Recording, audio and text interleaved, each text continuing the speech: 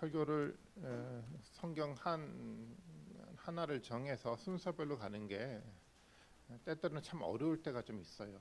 진행하다 보면 이 본문은 도저히 설교를 못하겠다라는 본문이 있을 때가 좀 있잖아요. 아무리 고민하고 아무리 머릿속에 있는 것을 쥐어짜더라도 도대체 설교 본문이 나오지 않는 때가 이제 가끔 좀 있어요.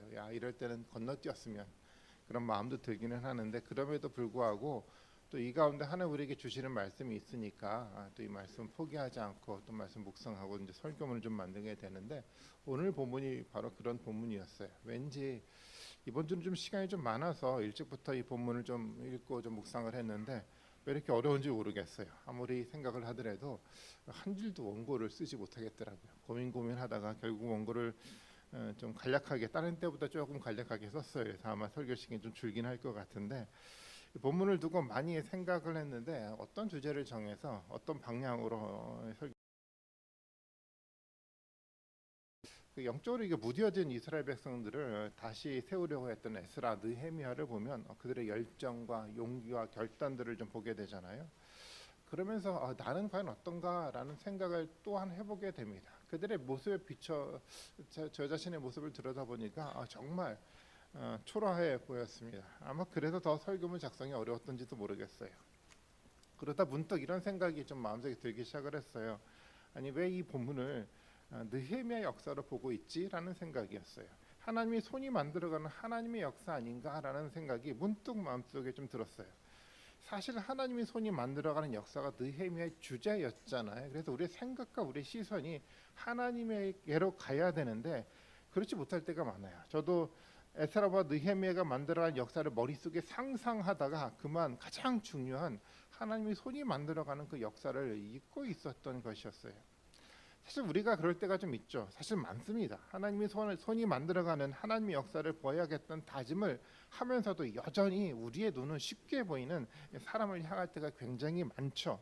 사실 보이지 않는 하나님의 손이 만들어가는 역사를 찾아가는 게 결국 쉽지 않은 일이잖아요. 그래서 사실 근데 역사는 사람이 만들어가지 않아요. 사람이 만들어갈 수도 없습니다. 사람이 아니라 하나님의 생각으로 만들어져 가고, 사람의 방법이 아니라 사실은 하나님의 방법으로 하나님의 역사를 만들어가게 돼 있어요. 그것을 우리가 볼 수 있어야 되는 거잖아요. 오늘 본문도 마찬가지라고 생각을 해요. 이스라엘 사람들은 지금 에스라나 느헤미야 열정 때문에 이들이 반응하고 움직이는 게 아니었어요. 이들은요, 그들이 전한 하나님의 말씀, 그 말씀에 이스라엘 사람들이 반응하기 시작을 했죠. 하나님에 대한 경외심이 그들을 반응하게 했고, 하나님 말씀에 대한 두려움이 그들을 움직이게 만들어갔다라는 겁니다. 하나님은 지금 이스라엘 사람들이 예루살렘으로 들어가 새로운 예루살렘 만들기 전에 하나님의 방법으로 그들을 준비시키고 있었고, 그 준비시켰던 그 사람들을 하나님 지금 모으는 작업을 하나님의 손이 만들어가고 있었다라는 거예요. 사실 처음 이스라엘이 그 페르시아에서 예루살렘으로 돌아왔을 때가 BC 538년이었어요. 이스라엘이 돌아와서 가장 먼저 한 일이 뭐였습니까? 성전 기초를 놓는 거였죠. 정말 어려운 상황에서도 이스라엘은 최선을 다해 성전 기초를 다 놓았습니다. 그리고 그 성전 기초가 놓아진 그것을 보고 이스라엘 모두가 흥분한 상태에 있었어요. 성전을 보면서 다시 위대한 이스라엘 역사가 만들어질 것은 그들을 기대를 했죠. 그들에게는 꿈이 생겼어요. 그런 흥분과 그런 그 열정이 학교와 예스라에 그대로 드러나 있습니다. 에스라 말씀을 한번 먼저 보겠습니다. 이렇게 기록을 하고 있죠. 그러나 첫 성전을 본 나이 많은 제사장들과 레위 사람들과 가문의 우두머리들은 성전 기초가 놓인 것을 보고 크게 통곡하였다. 또 다른 쪽에서는 많은 사람들이 기뻐하며 즐거이 노래하였다. 환성과 통곡이 한데 뒤섞여서 소리가 너무나도 크고 시끄러웠다. 그 소리는 멀리서도 들을 수 있었으나 어느 누구도 환성인지 통곡인지 구별할 수 없었다라고 기록하고 있어요. 당시의 예루살렘의 분위기가 이 두 절의 말씀을 통해서 그대로 드러나 있지 않습니까? 환성과 통곡이 어우러진 정말 흥분된 모습이 이 본문에 그대로 잘 나타나 있어요. 이것이 당시의 예루살렘 분위기였습니다. 그런데 느헤미야가 왔을 때는 예루살렘의 상황은 완전히 달라졌어요. 느헤미야가 온 때가 BC 445년이었는데요. 성전 기초를 놓고 한 93년 정도의 시간이 지나갔죠. 대략적으로 한 100년 정도의 시간이 흘렀습니다. 그런데 느헤미야가 왔을 때 100년 시간이 흘렀을 때 예루살렘은 다 무너져 있었어요. 성만 무너진 것이 아니라 그들의 신앙도 무너져 있었습니다. 사람들은 예루살렘을 거의 다 떠나갔어요. 성전이란 건물은 남아있긴 했었지만 제대로 된 제사가 그 성전에서 드려지지도 않았어요. 더 이상 예루살렘은 이스라엘의 신앙의 중심지가 아니었던 거였습니다. 비어있는 성전에 몇몇 늙은 제사장만이 남아서 겨우 성전을 지키고 있는 상황이었죠.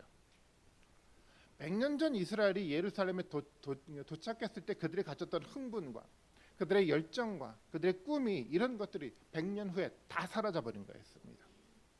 여호와 하나님에 대한 신앙을 다 잃어버렸죠. 그리고 이스라엘 사람들은 이방 사람들과 결혼하면 세상 사람들처럼 살아가기 시작했어요. 하나님이 아닌 세상이 좋았기 때문에 세상으로 나아갔던 거였습니다. 스룹바벨과 학개를 중심으로 세워졌던 이 성전이야, 그들을 통해서 다시 한번 새롭게 정립되었던 신앙 그리고 그들의 헌신은 100년이라는 시간 속에서 다 사라지고 만 것이었습니다. 그 역사를 들여다보면 좀 허무하지 않습니까? 그들의 헌신, 열정, 그들의 꿈 다 헛된 것이었을까요? 여러분 어떻게 생각하십니까? 사실 이런 역사는 기독교 역사에서 계속 반복이 돼가고 있어요. 웨일즈에서 일어났던 부흥운동도 똑같았습니다. 1904년도였죠. 이반 로버츠라는 사람이 주도해 웨일즈의 그 부흥운동을 일으키기 시작을 했어요. 회개 운동들이 일어났어요. 사람들이 각성하기 시작했습니다. 당시에 무뎌져 가고 있었던 신앙이 이 이반 로버츠의 설교를 통해서 다시 꿈틀거리기 시작을 했어요. 사람들은 교회에 몰려들기 시작했고요. 웨일즈라는 도시는 새로운 도시로 거듭나고 변해가기 시작을 했습니다. 어떤 지역은 90%의 사람이 교회에 출석할 정도로 정말 열정과 흥분이 가득한 도시로 웨일즈가 변해가기 시작을 했던 거죠. 그런데 딱 100년이 지난 지금이야, 웨일즈는 완전히 달라졌어요. 웨일즈 부흥운동의 중심이었던 교회에 한번 방문한 적이 있었는데요. 한 나이 많은 장로님이 당시의 상황을 설명을 하는데 정말 열정을 가지고 설명을 하시더라고요. 그리고 마지막에 이런 이야기로 끝을 맺었습니다. 하지만 지금은 과거의 열정, 흥분, 헌신이 다 사라졌습니다. 나이 많은 몇몇 사람들이 모이는 아주 작은 교회가 되고 말았습니다. 사람들은 교회를 빠져나갔고 교회는 텅텅 비어가고 있었던 것이 사실은 웨일즈 교회의 실제 모습이었던 겁니다. 100년이라는 시간이 흘러간 다음에 웨일즈의 부흥운동은요, 흔적만 조금 남기고 완전하게 다 사라져갔어요. 그런 역사를 보면서 여러분들은 어떤 생각을 하게 됩니까? 이런 생각을 하게 되지 않습니까? 왜 하나님이 그런 부흥운동을 계속 이어가지 않았을까? 한 부흥운동들을 왜 계속 만들어가지 않았을까? 이런 생각을 여러분 하게 되지 않습니까? 한국 평양에서 있었던 1907년 부흥운동도 사실은 다르지 않았죠. 회개운동을 통해서 평양이라는 도시가 정말 거룩한 도시라고 불려질 정도로 정말 도시 전체가 변해갔던 위대한 부흥운동이었습니다. 그런데 그 부흥운동의 정신은요, 1938년 신사참배를 통해서 완전히 철저하게 다 무너져 내려버렸습니다. 그리고 120년이 지난 지금 부흥의 정신은 한국교회에서 쉽게 찾아볼 수 없게 되었습니다. 그리고 지금의 평양은 완전 다른 도시가 되어버렸죠. 허무하지 않습니까? 이렇게 거대한 부흥운동들이 지나고 끝나고 시간들이 지나가면 모든 교회 일이 중단된 것처럼 보이기 시작해요. 하나님이 이제 아무것도 하지 않는 것처럼 느껴지기 시작을 해요. 하나님의 역사가 이제는 나타나지 않을 것 같이 생각이 들기도 시작을 합니다. 그래서 사람들은요, 그때가 다시 오기를 열망하게 돼요. 부흥 집회를 하고 연합 집회 같은 거를 열심히 하면서 다시 그때 열정과 그들의 헌신과 그들의 열망들을 품을 수 있는 그 부흥의 열정들이 우리 가운데 일어나게 해달라고 사람들은 기도를 하고 있어요. 그런데요, 그 시간은 다시 돌아오지 않습니다. 왜 하나님은 부흥운동을 만들고 그 부흥운동을 계속해서 이어가지 않았을까요? 하나님은 쉬고 있었던 거였습니까? 아니요, 그렇지 않았어요. 하나님은 우리의 생각이 아니라 하나님의 생각이에요. 우리의 방식이 아니라 하나님의 방식으로 하나님의 역사를 쉬지 않고 계속 만들어가고 있었다라는 거예요. 오히려 하나님은 열정과 흥분 이런 것들이 다 가라앉기를 기다리고 있었는지도 모르겠어요. 그리고 그때 하나님은 하나님의 사람들을 세웁니다. 열정과 흥분이 아닌 마음 깊은 곳 속에서 여전히 변하지 않고 하나님의 거룩을 닮아가려고 말씀을 붙들고 살아가는 그 사람들을 하나님은 부르기 시작을 하죠. 그리고 그런 사람들을 그루터기로 만들어서 새로운 교회의 역사를 하나님 만들어가게 돼요. 이것이 하나님의 방법입니다. 이사야 말씀을 한번 보겠습니다. 이사야 6장 13절 말씀을 한번 같이 읽어보도록 하겠습니다. 같이 읽습니다. 시작.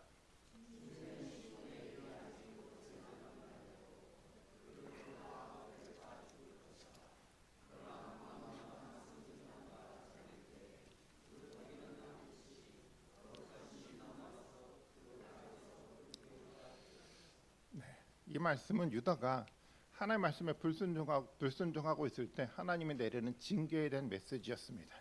하나님의 징계로 유다는 다 무너져 내렸습니다. 그런데 이 징계 속에 희망이 보이지 않습니까? 왜 희망이 보이죠? 다 무너졌지만 뭐가 남았습니까? 그루터기가 남았어요. 하나님이 이 그루터기를 넘겨서 그루터기를 통해서 새로운 역사를 만들어갈 준비를 지금 하고 있다라는 거예요. 이 그루터기는요, 하나님의 말씀에 불순종하는 사람들 중에서 여전히 변하지 않고 하나님의 말씀을 붙들고 살아갔던 사람들이었잖아요. 모든 열정과 흥분과 하나님의 징계가 다 사라지고 난 다음에 하나님은 새롭게 그루터기를 통해서 하나님의 역사를 만들어 가고 있다라는 거예요. 이것이 하나님의 방법이잖아요. 열정이 사라졌다고요?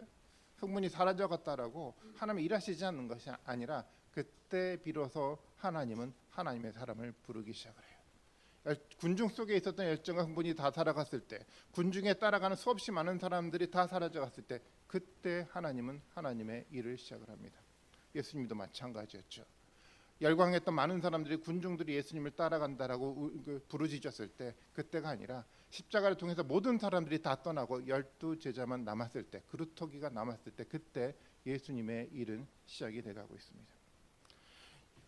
예루살렘이 비어 있을 때, 성전 제사가 드려지지 않을 때 하나님은 그루터기와 같은 사람들을 모아서 하나님의 공동체를 다시 세워가게 돼 있어요. 이것이 새롭게 만들어가는 교회 역사이기도 합니다. 100년이라는 시간 하나님은 쉰 것이 아니죠. 이 그루터기를 세우고 이 그루터기를 통해서 하나님의 진짜 거룩한 백성들을 만들어가는 진짜 하나님의 사역을 준비해 나가고 있는 겁니다. 하나님은 사람들이 생각하는 그런 거대한 공동체요, 큰 공동체를 하나님은 세우려 하지 않았어요. 그것은 하나님의 방법이 아닙니다. 하나님의 관심은 어디 있냐면 그 거대하고 큰 공동체가 아니라 하나님의 거룩을 이루는 공동체예요. 하나님의 말씀이 구체적으로 실제적으로 실현되는 그 공동체를 세우고자 했었던 것이 하나님의 방법이었어요. 흥분과 열정들이 사라져가고 난 다음에 진짜 말씀을 붙드는 거룩한 백성들을 하나님이 모으고 있었다라는 겁니다. 기독교 역사가 그것을 보여주고 있지 않습니까? 모든 흥분이 다 가라앉고 하나님 말씀에 순종하며 하나님의 거룩을 닮아가려 하는 사람들을 하나님은 사실은 기다리고 있었습니다. 한국 교회에 위기가 있을 때 하나님이 쉬는 것이 아니라 오히려 바로 그 위기가 있을 때 진짜 신앙인을 하나님은 찾고 있는 겁니다. 그리고 그들을 모아 그루터기로 다시 세워 하나님의 역사를 만들어갈 준비를 하나님은 하고 있다라는 거예요. 이게 하나님의 방법입니다. 저는 그래서 우리 교회가 이 그루터기 교회가 되기를 좀 바라고 있어요. 그루터기 교회로서 하나님 다시 한번 하나님의 교회 역사를 만들어가는 그 시발점이 될 수 있는 하나님의 축복된 공동체가 바로 저 이시온소교가 되기를 너무도 바라고 있습니다. 그렇다면 하나님은 예루살렘에 들어갈 어떤 사람들을 찾고 있었습니까? 먼저요, 하나님은요, 과거의 삶을 다 끊어버리는 결단을 하는 사람을 하나님은 찾고 있어요. 니네 10장 30절과 31절만 한번 봐볼까요? 이렇게 이야기를 하고 있어요. 그들이 맹세하고 있잖아요. 그들이 서약하고 맹세를 하는데 이렇게 맹세하며 결단을 합니다. 우리는 딸을 이 땅의 백성과 이제 결혼시키지 않겠습니다. 우리는 아들을 그들의 딸과 결혼시키지 않겠습니다. 그리고 이 땅의 백성이 안식일에 물건이나 어떤 곡식을 내다가 팔더라도 안식일이나 성일에는 우리가 절대 사지 않겠습니다. 7해마다 땅을 쉬게 만들고 6년이 지난 빚은 모두 없애주겠습니다. 이들의 맹세한 내용이었어요. 이스라엘은 이방인들과 딸과 아들을 결혼시키지 않겠다라고 했어요. 그들은 이방인들의 삶을 보면서 이방인들의 삶이 더 번영을 이루고 있다라고 사람들이 생각하기 시작을 해서 그래서 이방인과 혼인 관계를 맺어가기 시작을 했어요. 하나님과의 언약 관계를 깨버리고 이방인과 다시 이방 사람들처럼 관계를 맺는 혼인 관계를 맺어가고 있었던 겁니다. 그것을 끊어버리겠다라고 이들은 결단을 했어요. 그리고요, 안식일에는 이방인들이 곡식을 팔아도요 그것을 사지 않겠다고 결단을 했죠. 6년이 지난 빚은 없애주겠다라고 안식일 규례를 다시 한번 지키겠다라고 그들은 결단을 했어요. 이제 이방 사람들이 하는 것처럼 많은 돈을 모으기 위해서 가나안 동족을 어렵게 하는 것이 아니라 함께 살아가기로 결단하는 이 고백이 바로 이 본문의 말씀인 겁니다. 이방인과 결혼 관계를 맺으면서 이방처럼 살다 보니까 이방인의 삶의 습관이 그들 가운데 아주 깊이 있게 뿌리를 내려버렸던 겁니다. 이 습관을 끊어내는 게 결코 쉽지 않습니다. 죄의 습관이 너무도 깊이 있게 우리 가운데 뿌리 박혀 있기 때문에 이것을 끊어내는 것 자체가 쉽지가 않아요. 근데 하나님 우리에게 요구하는 것은 이 죄의 습관을 끊어내기를 바라고 있는 겁니다. 그루터기 같은 신앙들을 찾고 있는데 그 사람들은 바로 이 죄의 습관을 끊어버리는 겁니다. 우리가 가지고 있었던 몇 가지 죄를 그냥 교회 와서 단순하게 용서를 구하는 것이 아니라 끊임없이 반복되어 가고 있는 잘못된 이 왜곡된 이 습관을 끊어버리는 결단을 하는 것이 이들의 고백이었어요. 여러분, 광야에 있었던 이스라엘 백성들의 모습을 우리가 너무도 잘 알고 있지 않습니까? 과거 이집트에서 가졌던 이 과거의 습관을 끊어내지 못했어요. 계속해서 끊임없이 과거의 나라 이집트로 돌아가겠다라고 불평한 사람들 아니었습니까? 결국 그들은 광야에서 심판을 받고 믿음의 사람이었던 여호수아와 갈렙과 그리고 그들의 후손만 가나안 땅에 들어가는 역사를 우리는 눈으로 보았습니다. 죄의 습관을 끊어내는 것은 정말 쉽지 않아요. 하지만 끊어내야 합니다. 하나님 그것을 요구하고 있어요. 그런 사람을 하나님이 구루터기로 삼기 때문에 그런 겁니다. 사실 혼자서는 못합니다. 공동체가 함께 해야 돼. 그래서 하나님 교회를 세운 거예요. 함께 말씀을 묵상하고요, 함께 고민하고요, 함께 노력하면서 우리가 가졌던 과거의 생각이요, 죄로 만들어졌던 정말 뿌리 깊게 내렸던 잘못된 우리의 습관들을 몸부림하며 함께 끊어낼 수 있다라는 거예요. 그것이 교회 존재 목적 아니겠습니까? 그리고 이제 이스라엘 백성들은요 성전에서 제대로 제사를 드릴 수 있도록 그들이 결단하고 있어요. 정말 중요합니다. 우리도 마찬가지잖아요. 교회와 예배가 바르게 드려지도록 교회 전체가 마음을 함께 모아야 되지 않겠습니까? 교회와 예배가 세워지지 않으면 우리 혼자 바른 신앙을 절대 세워갈 수가 없습니다. 당시 사람들도 그래서 예루살렘을 중심으로 성전 중심의 제사와 예배를 회복하기 위해서 그들 모두가 헌신함을 결단하는 모습을 보여가고 있습니다. 이 중요한 결단을 지금 이스라엘이 하고 있는 겁니다. 먼저 성전에서 제사를 드리고 그 성전을 유지할 비용을 내겠다고 그들이 결단을 했어요. 31절 말씀 한번 읽어보겠습니다. 이렇게 기록을 하고 있죠. 우리는 다음과 같은 규례를 정하였다. 하나님의 성전 비용으로 쓰도록 우리는 해마다 3분의 1 세겔씩 바친다. 3분의 1 세겔이라는 것은 은 3분의 1 세겔을 말하는 거예요. 성전 비용으로 은 3분의 1 세겔씩을 바치겠다라고 결단을 해서 규례를 만들었어요. 사실 이런 규례는 모세의 율법에는 있지 않는 내용이었어요. 단지 모세가 인구 조사를 하면서 반 세겔씩 속죄 비용으로 부과했던 일이 있었죠. 아마도 이스라엘 백성들은 모세가 했던 그것을 생각해서 아마 그것을 근거로 이 비용을 냈을 것이라 추측을 하고 있어요. 그럼에도 금액은 좀 다르죠. 모세는 반 세겔을 요구했지만 이들은 반 세겔이 아니라 3분의 1 좀 줄여서 그 성전 비용을 냈습니다.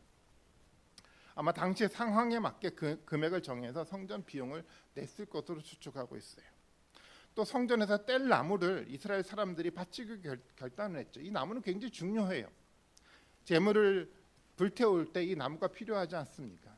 과거에는 이 뗄 나무를 누가 준비했냐면 기브온 사람들이 이것을 준비해 왔던 거였어요. 그런데 지금은 그런 기브온 사람들이 따로 있는 것이 아니기 때문에 이스라엘 사람들이 해야 했어요. 그래서 주사위를 던져 순서를 정해서 돌아가면서 성전 제사를 드리는데 필요한 나무를 그들이 갖다 바쳤습니다. 마치 우리가 목장별로 돌아가면서 교회를 청소하는 것과 비슷한 것 같아요. 그리고 밭에서 나는 곡식과 열매의 첫 번째 것을 성전에서 바쳤다고 성경 기록을 하고 있어요. 그래서 첫 번째 것은 첫 번째 열매를 말하는 거지만 어떤 주석가는 첫 번째라고 보다도 최상의 것이라고 번역하는 것이 낫다라고 얘기를 하고 있어요. 저도 많이 동의를 하는데 많은 열매 중에서 최상의 것이요, 첫 번째 것이요, 그것을 누구에게 바칩니까? 하나님에게 바치고 있어요. 여러분, 이 하나를 바치는 그들의 마음이 여러분 이해가 되십니까? 가장 소중한 것을 하나님께 바쳐요. 그러면서 마음속에 이런 고백을 하고 있겠죠. 모든 곡식과 모든 열매는 다 하나님으로부터 온 것입니다라는 고백하에 최상의 것을 하나님께 드리기 시작을 했다라는 거예요. 또 마다들과 가축의 첫 새끼를 드렸어요. 이 첫 번째 드린다는 것은 어떤 고백이 담겨 있습니까? 모든 생명도 다 하나님의 것이라는 고백을 하면서 드리기 시작을 했습니다. 이렇게 이스라엘 사람들은요, 성전을 제대로 운영하기 위해서 하나씩 살펴가면서 자신의 역할을 정해서 분담해서 그 일들을 하나씩 해나가기 시작을 했어요. 사실 안 하던 것을 하는 것이 쉽지 않잖아요. 무엇보다도 내야 할 비용이 과거보다 훨씬 많이 늘어났어요. 그럼에도 그들은 결단을 했습니다. 성전에서 바른 제사가 운영되어야, 그리고 바른 예배가 드려져야만 하나님이 자신의 하나님에 대해 자신의 삶들을 이끌어 준다라는 언약을 믿고 그들이 서명을 하고 헌신했기 때문에 그들은 이렇게 할 수밖에 없었어요. 하나님이 되어 주시길 바라는 마음으로요. 그리고 또 무엇을 했습니까? 37절 말씀에 보면 그들은 또 따로 11절을 구별해서 드렸죠. 37절 말씀을 같이 한번 보겠습니다. 이렇게 기록하고 있어요. 또 우리는 들어 바칠 예물인 처음 익은 밀의 가루와 온갖 과일나무의 열매와 새 포도주의 기름을 가져다가 제사장의 몫으로 우리 하나님의 성전 창고에 넣기로 하고, 또 밭에서 나는 소출 가운데서 열의 하나는 레위 사람들의 몫으로 가져오기로 하였다. 그리고 농사를 짓는 성읍으로 돌아다니면서 열의 하나를 거두어 드릴 사람을 바로 레위 사람이다라고 기록을 하고 있어요. 과일나무의 열매와 포도주와 기름을 가져다가 제사장의 몫으로 준 것뿐만 아니라 10분의 1을 구별해서 제사장과 레위인들에게 주는 모습이 보여져 갔습니다. 사실은 당연하죠. 성전을 위해 비용을 냈는데 제사장들 또 레위인들을 위해서 더 많은 비용을 냈죠. 쉽지 않은 결단이었지만 그럼에도 그들은 그런 결단을 했어요. 정말 여기서 중요한 것은 뭐냐면 이스라엘 사람들이 율법에 기록된 대로요. 그러니까 율법이 주는 통찰력을 가지고 이런 결단을 했다라는 겁니다. 버거웠지만 어려웠지만 그럼에도 불구하고 그들이 할 수 있었던 용기는 뭐였냐면 하나님의 말씀에 기록되어 있기 때문에, 우리 이 말씀에 따라 살아가다 보면 하나님이 우리의 하나님이 되어주시고 이 하나님이 우리 삶들을 열어간다라는 믿음과 확신과 결단이 그들 가운데 있었지만 이 버거운 결단은 그들이 했던 것이었습니다. 이스라엘의 결단은 저는 정말 쉽지 않다라고 생각해요. 하나님의 은혜를 베풀지 않으면 할 수 없는 결단이었습니다. 하지만 그들은 그런 결단을 했어요. 다시 성전 중심의 예루살렘의 신앙 공동체를 다시 한번 세워가기 위해서 그들은 이런 결단을 했던 것입니다. 여러분 어떻습니까? 이스라엘의 이런 결단이 우리의 생각에 조금 무모해 보이지는 않습니까? 너무 버겁게 느껴지지 않습니까? 네, 사실 그렇게 보입니다. 하지만 그들은요, 이런 믿음을 가지고 있었어요. 하나님의 손이 만들어가는 역사가요, 하나님의 손이 우리의 길을 인도할 거라는 믿음을 갖고 있었기 때문에 이런 결단을 할 수 있었습니다. 믿음 없이 이런 것은 가능하지 않아요. 저는 이런 결단을 거룩한 열정이라 부르고 싶어요. 군중 속에서 분위기에 휩쓸려서 생겨나는 그런 가벼운 열정과 흥분을 말하는 것이 아니라 정확하게 하나님의 말씀을 이해하고 그 말씀에 의해 생겨나는 이 열정은 바로 거룩한 열정이라고 말할 수 있어요. 우리에게 필요한 것은요, 군중 속에 휩쓸려 만들어가는 그런 열정이 아니라 바로 말씀의 근거에서 만들어져 갔던 이 거룩한 열정이 우리 가운데 필요한 거죠. 하나님은 이 거룩한 열정, 헌신을 가진 사람들을 준비시키고 또한 찾고 있다라고 얘기를 하고 있어요. 사실 우리도 때로는 신앙생활 하는 것이 버거울 때가 사실은 있어요. 사실 버겁죠. 그래서 세상과 혼인 관계를 맺으면서 세상 사람들처럼 살았으면 좋겠다라는 생각을 해보기도 해요. 세상 사람들이 더 행복하게 살아 보이는 것처럼 생각이 들기도 해요. 근데 정말 그럴까요? 그렇지 않아요. 진짜 행복은요, 세상에 있지 않습니다. 진짜 행복은요, 오직 예수 그리스도 안에 있어요.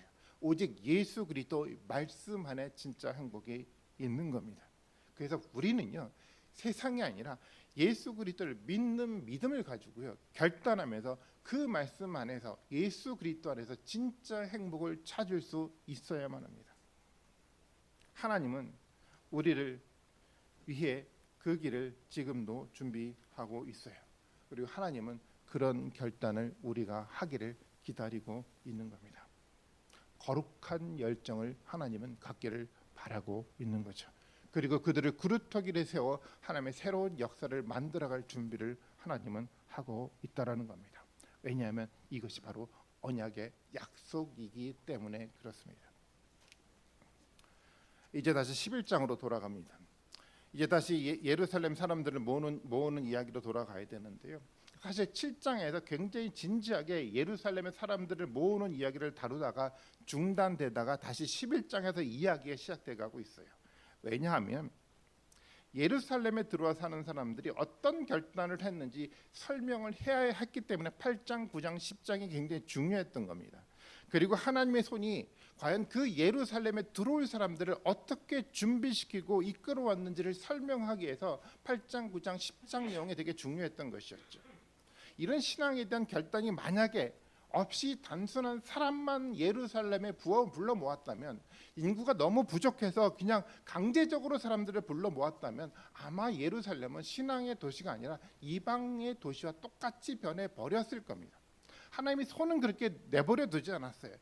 8장, 9장, 10장을 통해서 보여줬던 것처럼 말씀을 통해서 철저하게 결단하고 언약을 다시 한번 기억하게 만들어가고 언약 앞에 모두가 맹세하며 서명하게 만들어가고 그런 사람들을 자발적으로 예루살렘으로 불러 모으면서 거룩한 도시 예루살렘을 만들었다는 겁니다.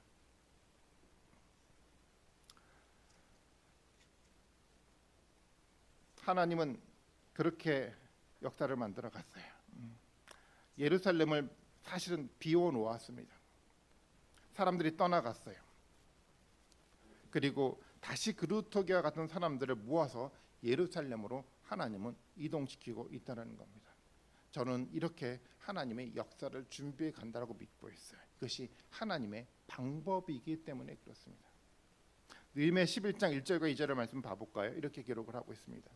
백성의 지도자들은 예루살렘의 자리를 잡았다. 나머지 백성은 주사위를 던져서 10분의 1은 거룩한 성 예루살렘에 살게 하고 10분의 9는 저마다 자기의 성읍에 살게 하였다. 그리고 스스로 예루살렘에 살겠다라고 자원하는 사람 모두에게 백성이 복을 빌어 주었다라고 얘기를 하고 있어요. 지도자들이 예루살렘에 들어갔어요. 10분의 1의 사람들이 다 예루살렘으로 들어갔어요. 자원하는 마음으로 그들이 예루살렘으로 들어가면서 축복 가운데 새로운 도시를 만들겠다라고 그들이 결단을 했다라는 겁니다. 이것이 바로 교회의 모습인 겁니다. 교회의 모습이 바로 이런 모습이었어요. 단순하게 사람들을 많이 불러 모으는 것이 교회의 모습이 아니라 정말 언약을 기억하고 하나님의 신앙 중심의 공동체를 만들겠다고 결단하는 사람들이 모여지는 그 공동체가 하나님이 기뻐하시는 공동체가 되는 겁니다. 그루터기 같은 사람들을 다시 모아 세우는 교회가 하나님이 세우시는 교회 아니겠습니까? 저는 그래서 이 시온소 교회가 하나님이 세우는 정말 그 그루터기와 같은 교회가 되기를 너무도 바라고 있어요. 세상의 교회처럼 거대한 교회요, 우리가 따라가지도 못할 그 교회를 우리는 꿈꾸지 말아야 합니다. 모든 흥분과 모든 열정이 사라져가더라도 변함없이 말씀을 붙들고 말씀 속에서 하나님의 거룩을 닮아가려고 부단하게 몸부림며 노력하고 있는 정말 작은 수라도 이 그루터기와 같은 신앙을 가진 사람들의 공동체로 우리 공동체를 만들어야만 합니다. 왜냐하면 하나님의 방법은요, 이 그루터기와 같은 사람들을 통해서 역사하기 때문에 그런 겁니다. 하나님은 지금도 그런 교회를 찾고 있어요. 흥분내 속에서 아직 신앙에 분명하게 자리를 잡지 않는 사람들이 아니라 흥분과 열정이 가라앉은 상태에서도 여전히 하나님의 말씀을 붙들고 하나님 나라를 꿈꾸며 거룩한 열정을 가진 그 사람들을 지금도 찾고 있다라는 겁니다. 이 공동체가, 이 시은소 공동체가 이스라엘 백성들이 했던 결단처럼 거룩한 열정이 있는 결단을 우리가 하고 있다고 한다면 하나님 우리를 들여다볼 것입니다. 하나님이 여러분들과 함께 하실 겁니다. 그리고 여러분들과 함께 하나님의 역사, 위대한 역사를 만들어가기 위해서 새로운 준비를 할 거라고 생각합니다. 왜냐하면 이것이 하나님의 방법이기 때문에 그래요. 하나님의 언약 가운데 약속한 하나님의 약속이기 때문에 가능하다라는 겁니다. 여러분 그런 사람이 되어보지 않겠습니까? 그런 공동체를 여러분 세워보지 않겠습니까? 그래서 정말 막연하게 살아가는 것이 아니라 정말 하나님이 분명하게 우리 가운데 함께 하시고 분명하게 우리를 이끌어 가시는 하나님의 명확한 손을 볼 줄 아는 그런 사람이 여러분 되고 싶지 않습니까? 하나님의 손에 대한 이야기를 하지만 도대체 하나님의 손이 어디에 있는지 보이지도 않는 그런 삶이 아니라 하나님을 예배하지만 이 예배가 어디로 올라가고 있는지 하나도 보이지 않는 그런 삶이 아니라 명확하게 하나님을 바라보면서 우리의 고백과 우리의 다짐과 우리의 열정들이 그대로 하나님과 소통하며 함께 만들어가는 그 예배를 여러분 드려보고 싶지 않습니까? 여러분 그렇다고 한다면 거룩한 열정, 거룩한 결단을 하시는 여러분 되십시오. 그리고 그루터기 같은 그 신앙들을 만들어 간다고 한다면 하나님은 분명하게 이곳 가운데 임하실 것입니다. 그것이 바로 성경의 하나님의 약속이었습니다. 그런 약속을 믿고 정말 거룩한 열정으로 거룩한 결단을 통해서 만들어가는 정말 위대한 축복의 사람들이요, 그루터기 같은 그런 교회의 성도들이 되시는 우리 모든 분들이 되시기를 주님의 이름으로 축원드리겠습니다.